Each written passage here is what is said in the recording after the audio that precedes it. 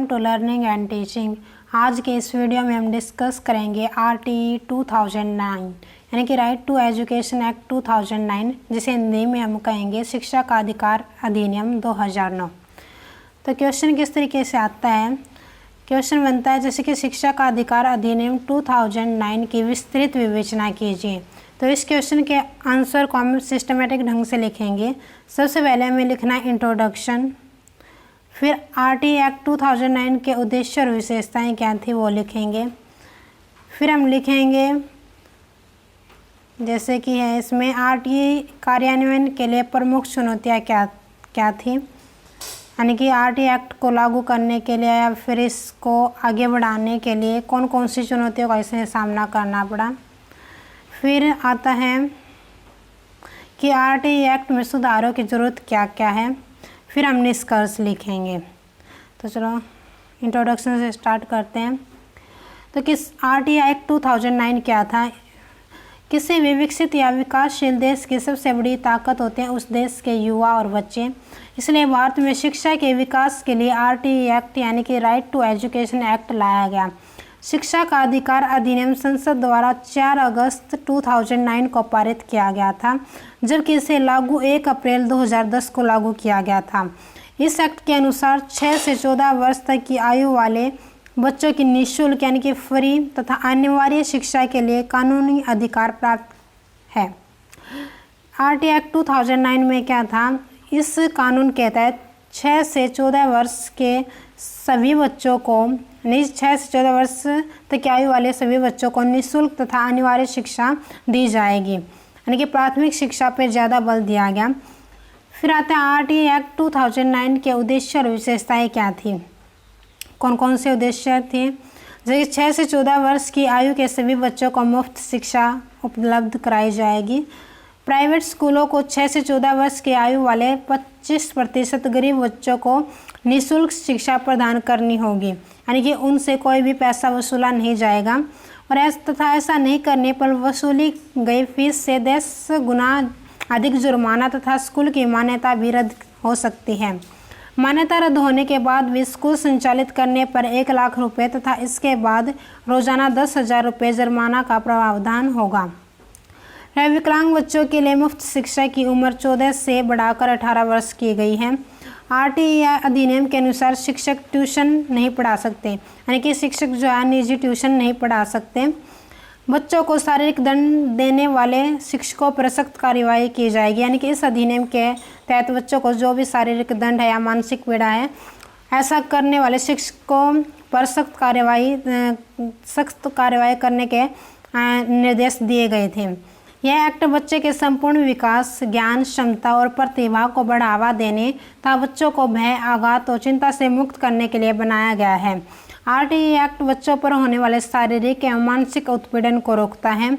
अभिभावकों के इंटरव्यू या बच्चों की स्क्रीनिंग पर पहले 50,000 और गलती दोहराने पर 50,000 जुर्माना लगाया जाएगा, यानी कि कोई भी बच्चे के जो माँ बाप पेरेंट्स हैं उनका इंटरव्यू नहीं लिया जाएगा और बच्चों को यानी कि टेस्ट के आधार पर एडमिशन नहीं लिया जाएगा, बल्कि 6 से 14 वर्ष के जितने भी बच्चे हैं उनको सभी को एडमिशन उनका दाखिला किया जाएगा स्कूल में।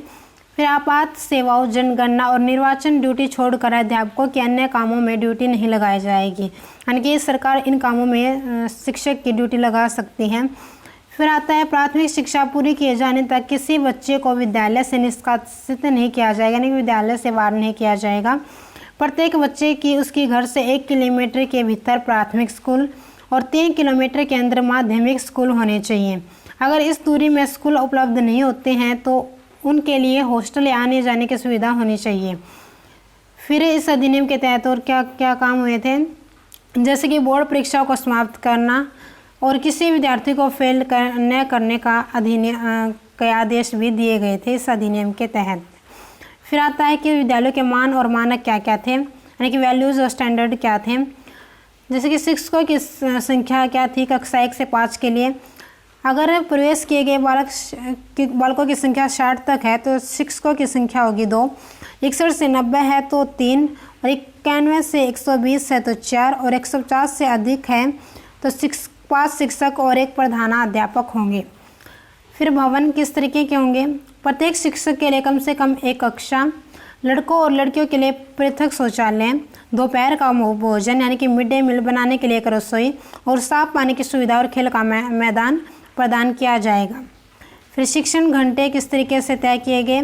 कक्षा 1 से 5 के लिए प्रति वर्ष 800 शिक्षण घंटे और कक्षा 6 से 8 के लिए प्रति वर्ष 1000 शिक्षण घंटे तय किए गए। फिर लाइब्रेरी, प्रत्येक विद्यालय में एक पुस्तकालय होगा जिसमें समाचार पत्र, पत्रिकाएं और सभी विषयों पर पुस्तकें उपलब्ध होंगी। फिर आरटीई कार्यान्वयन के लिए प्रमुख चुनौतियाँ क्या क्या थी? यानी कि राइट टू एजुकेशन एक्ट को पूरी तरीके से लागू करने के लिए या इस पर काम करने के लिए कौन कौन सी चुनौतियों का सामना करना पड़ रहा था सरकार को? जैसे कि धन का अभाव, शिक्षाविदों द्वारा शिक्षा के लिए देश के आम बजट में कम से कम 6% आवंटित करने की मांग की जा रही है, लेकिन यह अभी तक संभव नहीं हो पाया है। यानी कि इसे पूरी तरीके से लागू करने में धन का अभाव होना एक बहुत बड़ा कारण रहा है। फिर आता सार्वजनिक शिक्षा प्रणाली के प्रति उदासीनता, देश के अंदर मध्य वर्गीय परिवार अपने बच्चों को निजी स्कूलों में भेजना स्टेटस सिंबल समझते हैं, यानी कि वे सरकारी स्कूल में अपने बच्चों को भेजना अपनी गरिमा के खिलाफ समझते हैं। तो इस कारण भी जो है इसे पूरी तरीके से इस पर अच्छे से काम नहीं हो पाया। फिर आता है सामूहिक प्रयास का अभाव, आज भी बच्चे मजदूरी करते हुए चाय की दुकान पर बर्तन साफ करते हुए देखे जा सकते हैं। गरीब माँ बाप अपने बच्चों को पढ़ाने के बजाय मजदूरी करवाना बेहतर समझते हैं और यह उनकी मजबूरी भी हो सकती है। ऐसे में सरकार और अभिभावक दोनों के सामूहिक प्रयास से ही आरटीई 2009 को सफल बनाया जा सकता है। फिर आरटीई एक्ट में सुधारों की ज़रूरत, यानी कि कौन कौन से सुधारों की ज़रूरत है? इस एक्ट में 3 से 6 आयु समूहों और 14 से 18 आयु समूहों को शामिल करने की आवश्यकता है। स्कूल की निगरानी के लिए ऑनलाइन प्रबंधन प्रणाली का प्रयोग करना चाहिए, यानी कि ऑनलाइन प्लेटफॉर्म के माध्यम से स्कूल के जो भी कार्य प्रणाली है उस पर नज़र रखी जानी चाहिए, ताकि सभी जो स्कूल अधिकारी हैं, स्कूल के जितने भी नागरिक हैं वो अच्छे तरीके से काम कर सकें। फिर अध्ययन गुणवत्ता में सुधार के लिए सतत और व्यापक मूल्यांकन को महत्व देना चाहिए, यानी कि कॉन्टिन्यूस यानी कि लगातार टाइम टू टाइम मूल्यांकन करते रहना चाहिए। फिर अध्यापन गुणवत्ता में सुधार के लिए शिक्षण प्रशिक्षण व्यवस्था पर ध्यान देना चाहिए, वित्तीय मदद समय पर देनी चाहिए। और भी क्या सुधार हो सकते हैं? जैसे कि जागरूकता अभियान चलाए जाने चाहिए, ताकि सभी जितने पेरेंट्स हैं उनको इस एक्ट की जो भी नियम है वो उनका प्रयोग कर सकें और अच्छे तरीके से उस एक्ट को जान सकें और अपने बच्चों को स्कूल में भेज सकें। फिर हम निष्कर्ष क्या लिखेंगे? शिक्षा का अधिकार अधिनियम को आरंभ करते समय कल्पना की गई थी कि यह न केवल लाखों गरीब एवं कमजोर बच्चों को स्कूल तक लाएगा, बल्कि भविष्य में भारत की कार्यशील जनसंख्या के बहुत बड़े वर्ग का प्रतिनिधित्व भी करेगा।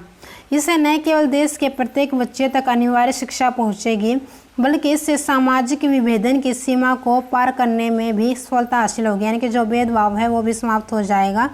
परंतु परिणाम ऐसे नहीं रहे।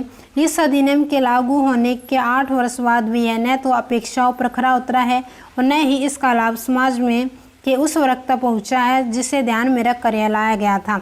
शिक्षा किसी भी व्यक्ति, परिवार, समाज और राष्ट्र के विकास में महत्वपूर्ण भूमिका निभाती है। तो शिक्षा व्यवस्था को चुस्त दुरुस्त किया जाए और इसके लिए अन्य सुधारों के साथ साथ उचित प्रशासन मानकों, प्रोत्साहन, चेक बैलेंस की व्यवस्था की नीति अपनाई जानी चाहिए। तो ये थे निष्कर्ष। इसलिए ये कितने पेजेज का हो गया? शायद 5 हैं। तो आप जो है एग्ज़ाम में इतना ही लिख सकोगे। अगर आप और भी ज़्यादा इससे आंसर बढ़ाना चाहते हैं तो आप बीच में जो जितने भी पॉइंट थे उनको एक्स्ट्रा लिख सकते हैं। जैसे कि 14 पॉइंट मैंने डाल रखे हैं, तो उसको आप बढ़ा सकते हो। अगर आपको वीडियो पसंद आए तो लाइक करें, शेयर करें और चैनल को सब्सक्राइब करें। Thank you, have a nice day.